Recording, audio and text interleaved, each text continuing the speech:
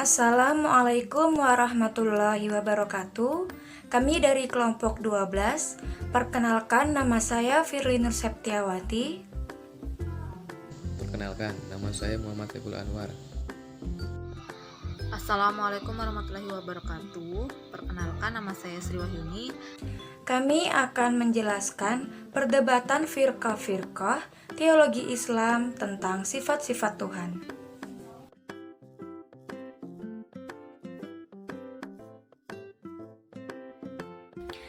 Permasalahan yang muncul dalam hal sifat-sifat Allah, yaitu apakah Allah memiliki sifat atau tidak. Keyakinan umat Islam sebelum timbulnya permasalahan ini adalah bahwa Allah memiliki sifat-sifat azali tanpa mempermasalahkan tentang keberadaan sifat-sifat itu.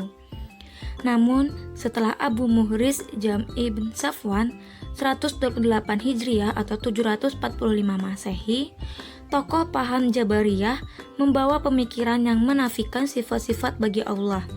Umat Islam pun membagi kepada dua golongan. Pertama, sifatiyah, yaitu golongan yang mengakui keberadaan sifat-sifat bagi Allah. Dan yang kedua, mu'attilah, yaitu golongan yang menafikan keberadaan sifat-sifat baginya. 1. Mu'tazilah. Mu'tazilah berpandangan bahwa Allah tidak memiliki sifat yang berdiri sendiri. Paham ini didasarkan pada tauhid, yakni mensucikan Allah dari syirik. Aliran ini menafikan sifat-sifatnya yang berdiri sendiri, sebab dengan adanya sifat bagi Allah, maka hilanglah keesaannya. Dalam hal ini tidak bisa diartikan bahwa Mu'tazilah tidak mengakui Allah yang qadir, alim, dan sebagainya. Tetapi mereka menolak eksistensi sifat-sifat Allah sebagai sesuatu yang kekal atau qadim, di samping zatnya yang kekal. Aliran ini mengemukakan dua pengertian yang muncul dari adanya sifat bagi Allah, yaitu sifat tersebut kekal atau qadim, dan sifat itu diciptakan atau muhdats. Pengertian pertama mengakibatkan ada banyak yang kekal atau ta'adud al-qudama, yang membawa kepada paham syirik. Pengertian kedua, jika sifat diciptakan, maka harus ada yang menciptakan. 2. Syiah. Mereka berpendapat bahwa Tuhan tidak tahu terhadap sesuatu sebelum kemunculannya. Sebagian dari mereka berpendapat bahwa Tuhan tidak bersifat tahu terhadap sesuatu sebelum Tuhan menghendakinya. Ketika Tuhan menghendaki sesuatu, Tuhan pun bersifat tahu. Jika Tuhan tidak menghendaki, maka Tuhan tidak bersifat tahu. Oleh karenanya, mereka menolak bahwa Tuhan senantiasa bersifat tahu.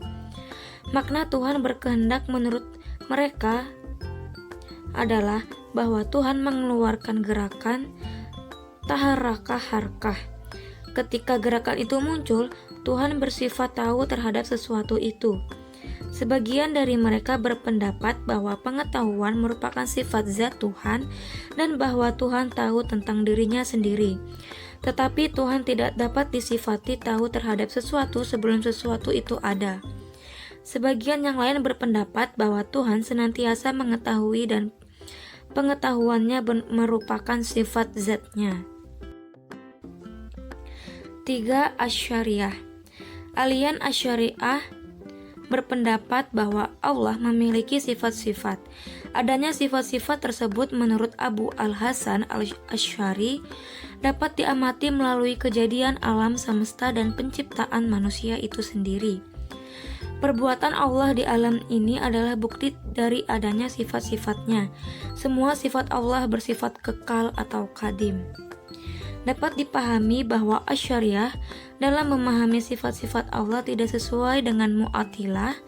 Artinya, sifat-sifat Allah diakui keberadaannya, sebab hal ini merupakan kelanjutan dari paham kekuasaan dan kehendak mutlak Allah, di mana teologi tradisional terpasung pada arti tekstual yang pada gilirannya mereka tidak menerima takwil, kecuali menyerahkan hakikat ayat-ayat mutasyabihah hanya kepada Allah semata tanpa mempertanyakan lebih dalam lagi bagaimana hakikatnya.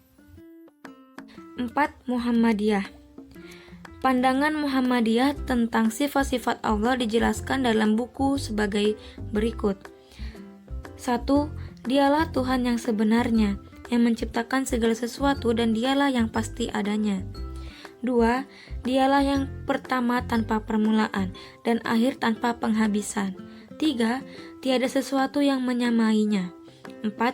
Yang esa tentang ketuhanannya, sifat-sifatnya dan perbuatannya. 5. Yang hidup dan pasti ada dan mengadakan segala yang ada. 6. Yang maha mendengar dan maha melihat. 7. Dan dialah yang berkuasa atas segala sesuatu. 8. Perihalnya apabila ia menghendaki sesuatu, ia sabdakan, jadilah, maka jadilah sesuatu itu. 9. Dan dia maha mengetahui segala yang mereka kerjakan. 10. Yang bersabda dan memiliki segala sifat kesempurnaan, yang suci dari sifat mustahil dan segala sifat kekurangan. 11. Dialah yang menjadikan segala sesuatu menurut kemauan dan kehendaknya. Segala sesuatu ada di tangannya dan kepadanya akan kembali. 5.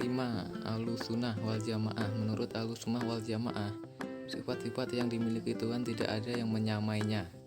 Mensifati Tuhan dengan sifat kesempurnaan tidak akan mengurangi keesaannya.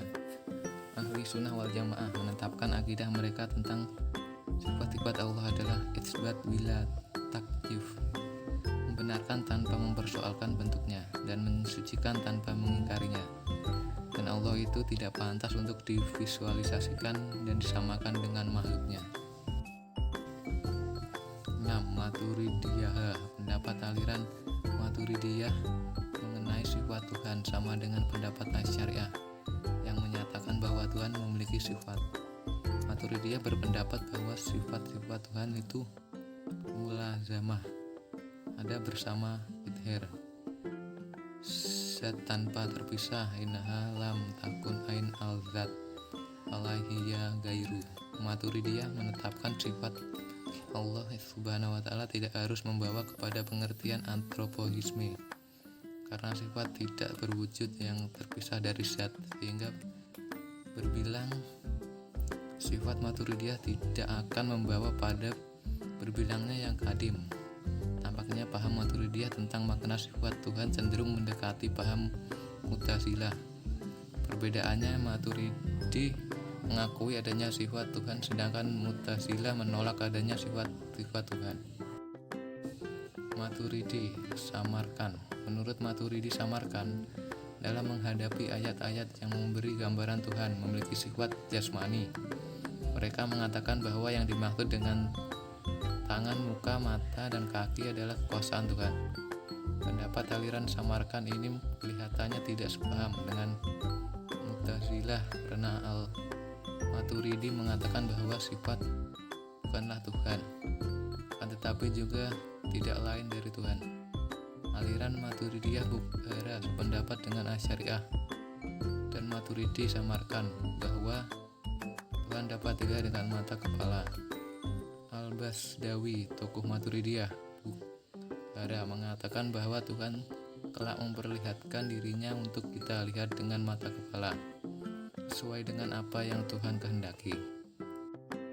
Murji'ah. Para pengikut aliran Murji'ah berbeda anggapan tentang nama-nama dan sifat Allah dan sebagainya, mempunyai anggapan yang bersesuaian dengan aliran Mu'tazilah, sementara sebagian lainnya bersesuaian dengan anggapan Abdullah ibn Muhammad ibn Kulab.